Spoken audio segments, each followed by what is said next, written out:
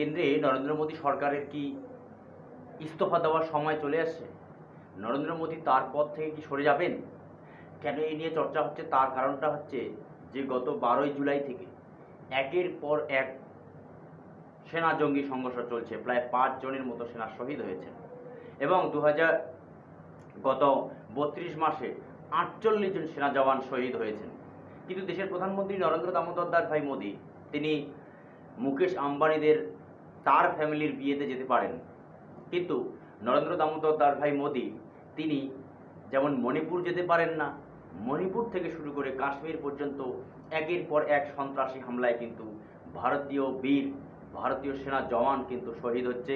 কিন্তু নরেন্দ্র দামোদর দাস ভাই মোদী এখন পর্যন্ত কোনো ধরনের সিদ্ধান্তে আসতে পারেননি বা পাকিস্তানকে কড়া ভাষায় হুঁশিয়ারি এখনো পর্যন্ত দেননি দেশের প্রধানমন্ত্রী নরেন্দ্র দামোদর দাস ভাই মোদী, যিনি নিজেকে 56 ইঞ্চি দেশের প্রধানমন্ত্রী বলেছিলেন। বিরাট দুঃখের খবর, দুর্ভাগ্যজনক খবর। তার সঙ্গে যেই 5 জন সেনা জওয়ান শহীদ হয়েছে তার মধ্যে বাংলার একজন 27 বছরের 2019-এ সে সেনায় যোগদান করে খুব কম বয়সে তিনি প্রাণ হারান। কিন্তু নরেন্দ্র দামোদর দাস ভাই মোদী এ নিয়ে একটি বাক্য ব্যয় করেননি। ইস্তফা দেবেন দেশের প্রধানমন্ত্রী নরেন্দ্র দামোদর দাস ভাই মোদী? এক ঝলকে আমরা জানিয়ে দিচ্ছি বর্তমান পরিস্থিতি। 2023-21 ডিসেম্বর মুখোমুখি সংঘর্ষে শহীদ হয় 4 জওয়ান। 22 নভেম্বর 2 ক্যাপ্টেন সহ শহীদ হয় 5 জওয়ান।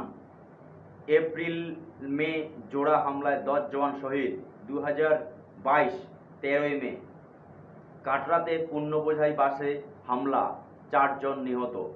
2021 14 ডিসেম্বর সংঘর্ষে শহীদ 4 জওয়ান।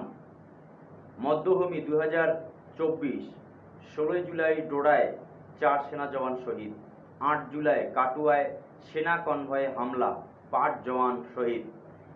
11 থেকে 12 জুন জোড়া হামলায় 6 জওয়ান ঘায়েল। 9 জুন রিয়াসিতে পুণ্যার্থী বোঝাই বাসে সন্ত্রাসবাদী হামলায় খাদে পড়ে গিয়ে নিহত 9, আহত 33।